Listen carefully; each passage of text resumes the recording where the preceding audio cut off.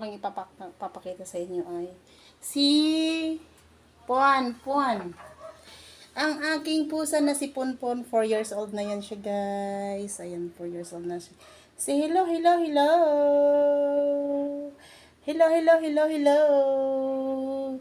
Meron yan siyang kaibigan sa labas. Marami. Hello. My name is Ponpon.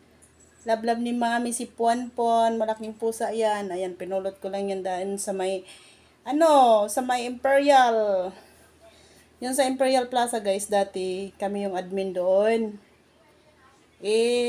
Tuwing uwi namin galing sa office, paglabas ko galing sa office namin, nakikita ko siya palagi, namamasura, maliit pa siya noon. Around, mga 2022. Dinala ko siya.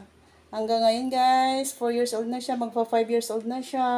Ayun, dinala ko yan, nilagay ko sa karton, sinakay ko ng, bus. Inuwi ko sa amin kasi naawa ko. Kaya ayan na siya ngayon, guys, malaking pusa. Love ko yan. Love yan ni Mami. Say hello. Bye-bye. Sige na, bye-bye na. Reklamo pa. Sige na, bye-bye na. Sige na, bye-bye na. Bye-bye na. Bye-bye, guys.